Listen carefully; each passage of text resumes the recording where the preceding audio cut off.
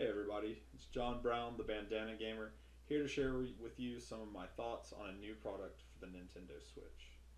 The Nintendo Switch is one of my favorite consoles of all time. Even in its short lifespan, it has been one of the funnest experiences I've had in video games.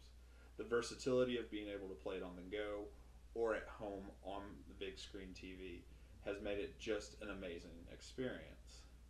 But, as many have noted, it's a jack of all trades, but often a master of none.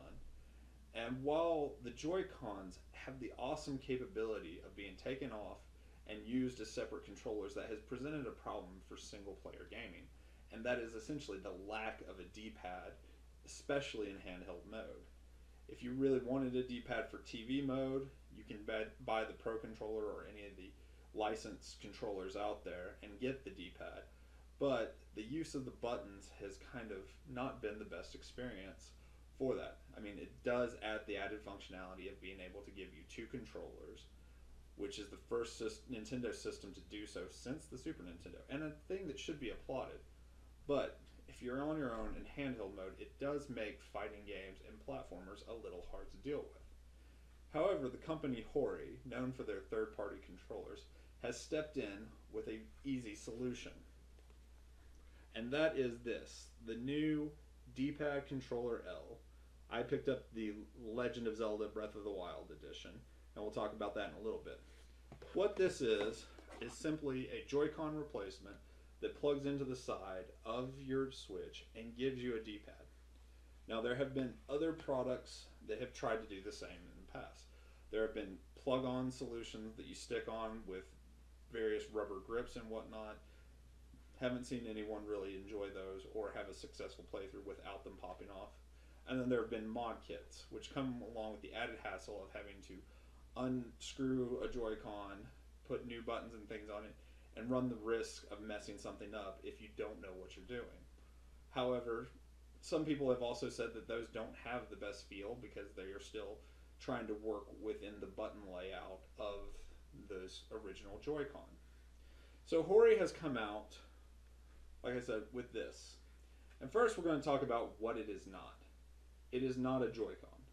It is not a Joy-Con replacement. It does not work like a Joy-Con. There are a lot of things missing in here that Joy-Cons have. There is no motion control. There is no battery. There's no wireless connectivity. There's no rumble. There's no HD rumble. There's no standard rumble. There is no rumble. So, like it says on the box, this is for handheld mode only. And when you get it out of the box, it feels very light because of all those things missing. But then you bring it out and you connect it to your Switch. And you now have a Switch in handheld mode with a D-pad, which I will say has worked pretty great for the playtest I've done with it. Street Fighter, the Anniversary Collection especially, it's a lot easier to roll and do the things to get the Hadouken. It's a lot easier to hold back and press forward to get Guile's Sonic Boom, and it feels a lot better. It feels a lot more like how it should play. It makes fighting games a lot better. I've also been playing a lot of Mega Man, new Mega Man 11 and all the Legacy collections that have released. This plays a lot better than the button method of the original Joy-Con. It does feel, I will have to admit, it feels pretty cheap. The minus button is very gummy and kind of has to be pressed a couple of times to get it to pause in a menu. The photo share button is kind of the same. It's a little gummy. I don't do a lot of screenshots, so I haven't tested it, but it feels kind of gummy and cheap. The top joystick right here, it feels a little loose. I have tested that as well. I played a little bit of Doom on the Switch with that in the configuration, and it felt fine, played fine as well as that does. Has about the same throw distance as a normal analog stick on the Joy-Cons, but it does feel a little loose and doesn't feel as connected. And then we come to the D-pad, the star of the show. D-pad feels 100 times better than using the buttons on the original Joy-Con. That being said, it's still not the best D-pad. It feels a little gummy, feels a little soft, and takes some getting used to.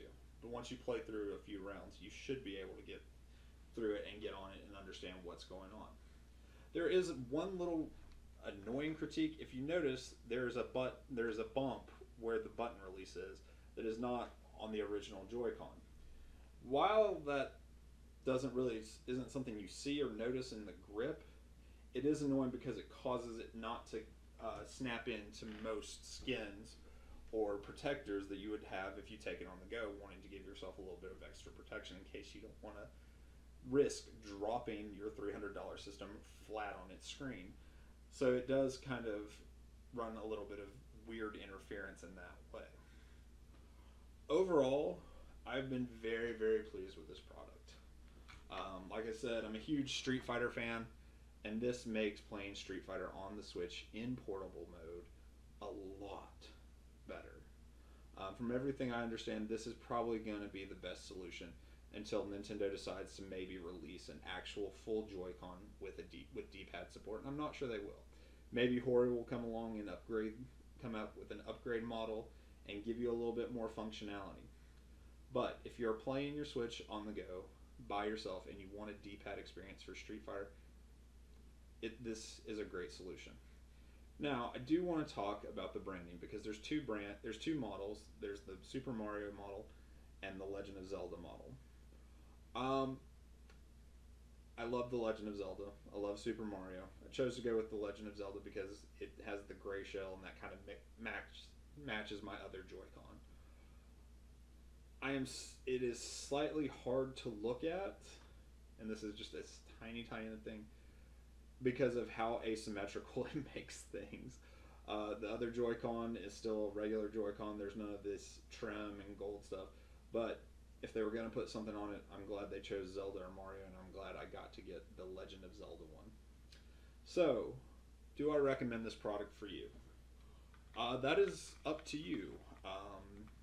If you understand this fully, you understand that this is a $25 add-on attachment that does not add any functionality other than the D-pad and cannot be used to replace your Joy-Con, then by all means, if you want something to make your handheld experience better, get that.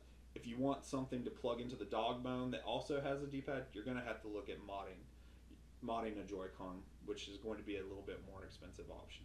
However, for me, I don't want to go into that extra step, and I really just want it for handheld mode because I have two Pro controllers at this point with D-pads.